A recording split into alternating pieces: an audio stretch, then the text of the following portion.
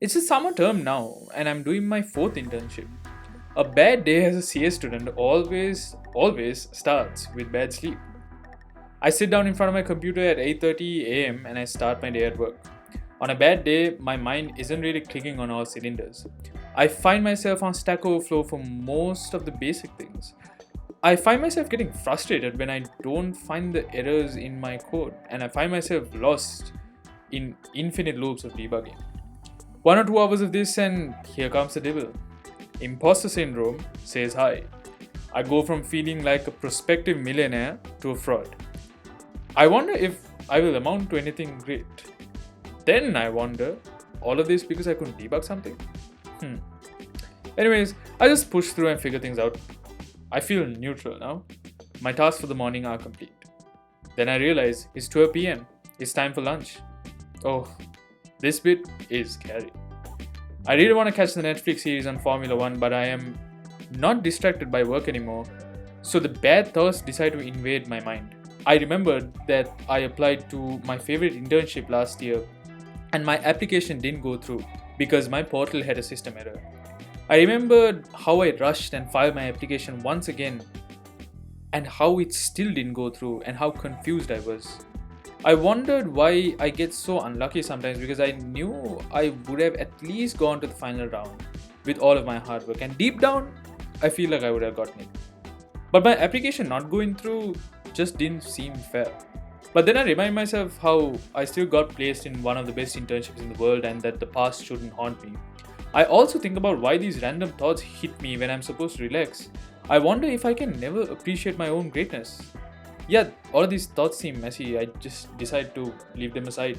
I'm gonna watch the show. I try to message my mother just to update her about my day, but as soon as I try to do that, I see her WhatsApp DP with my brother, and I realize that I'm comfortable with having this visual experience of a Formula One race and a Netflix series on my own. It just weirdly reminded me that being 13,000 kilometers away from them forced me to adapt and learn how to enjoy media alone. That's still a weird space for me to be in because I never imagined enjoying life without them. I realize that life moves so fast, university demands so much, and work is tough sometimes. But all of these just mask the fact that I am far away from the only people that love me unconditionally. It's 1 pm now, so I just decided to go back to work and leave these thoughts aside once again, realizing that the price I had to pay for the chance to obtain these opportunities is missing my family. We will figure it out down the line though. We always have and we always will. I am not as efficient and that bothers me, but I muster up all the strength I have to solve the software related problems I'm working on across the day. It's 3 pm and it's time for coffee, but I realize that the milk is over. I double check my budget just to see if I have enough money to splurge on a caramel macchiato from Starbucks. I don't, but it's just one day, right? I walk over to Starbucks and order the greatest drink of all time. As it enters my system, I feel genuine enlightenment. Life is good for the next 2 hours, so I just finish up work by 5. It wasn't a great day, but hey, it's honest work. It's just thought of the meme. But my brain is absolutely fried, so I decide to go out and play some basketball. I always go with my roommate slash bestie Shaneth, and to add on to this bad day, my shots aren't really going in. I feel like a loser after every break. Is this how Ben Simmons from the 76ers feels? I'm just so frustrated and I really need a win today, so I just decide to shoot under the basket. Like, literally right underneath it. Shaneth and I get into this one-on-one battle and I get cooked. I miss how I used to move and I miss how my legs kind of felt when I started playing this game and how when I fell in love with this game for the first time. My fitness is at an all-time low. I'm genuinely afraid of it. We have to fix that. I get back home at 7 pm, shower and get ready for some more work by 7:30. I sign up for some algorithmic problem solving because I want to be in shape for any interview. This is one thing that genuinely frightens me. It's one of the 3 biggest fears in my life, but more on that later. I try doing one question. It's hard. I remember the times I've broken down when I can't approach problems. I come up with a solution sometimes, but then I forget algorithms that I have studied over and over again. I question my brain and its capacity, but I relearn and submit. First time, fails. Second time, fails. Third time is a charm? Nope. We move on to round 4 and it all seems good for now. I look at the time and it's 9 p.m. already.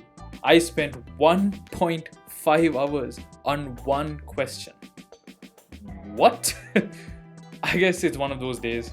Then I just go and wonder if this is the best use of my time in the first place, because I could be learning about another tech stack.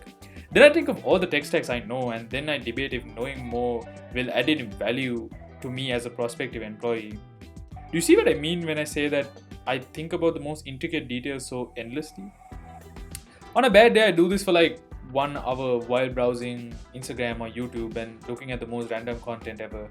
I haven't done my general ritual of typing LeBron on YouTube, so I take some time for that. Then I revert back and realize that I only did one question. Then I wonder how my life would actually change if I didn't have all these distractions. I also think about what Carl Newton said about deep work. Have I lost the ability to do that? But I've also done okay, I work extremely hard. But wait, have I actually done okay though? Why is this so difficult? I chat with my family and leave my phone aside. I just complain to my mother, who has a million other things to think about. I apologize for rambling, and then she tells me not to apologize, then I apologize for apologizing. I try to go back to bed, but I feel like I didn't do much for the day. So I grab Paul Kalantini's book and I read through it. But while I'm on the book, I go into introspection mode. Much needed introspection. I think about the stress I put myself through the entire day, and how difficult it was to live in my mind. I could stop this rat race and be content with what I have right now, but weirdly, the way I feel right now is the most full I have felt in years. Let me explain that. Like, when I was younger, I was out more often and enjoying my life in the conventional sense. I was in relationships, I had constantly buzzing friendships, and I was always trying to make memories and just have a good time for the sake of doing that. But I was absolutely miserable. It sounds weird, but it's true. Being in the mess and chaos has kind of helped me discover who I really am and what I want to, and that what I want to achieve is going to play an absolutely tremendous role in my life. For the first time in my life, I feel like I can rely on the friend circle I have, and that I know people who care about me for who I am and not what I do. For the first time in my life, I think I have easy access to people who not only allow me to be hyper ambitious but celebrate it. For the first time in my life, I feel like I can win freely and go about my life with the stresses that I want to have. It gets lonely, it gets stressful, and it gets tiring, but that's what makes this entire process the most beautiful learning experience in the world. It's the greatest misery. I'm glad I grew out of this facade that the search for a career should be a happy kind of journey full of eureka moments, because that's really far away from the truth. Anything great requires a large deal of sacrifice, and I'm glad I internalized that while learning how to enjoy this journey. The good times will mean so much less without these horrible days.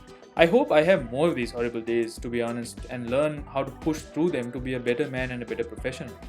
When Breath Becomes Air makes me feel a certain way, and I am glad I started reading it even though I'm far away from finishing it.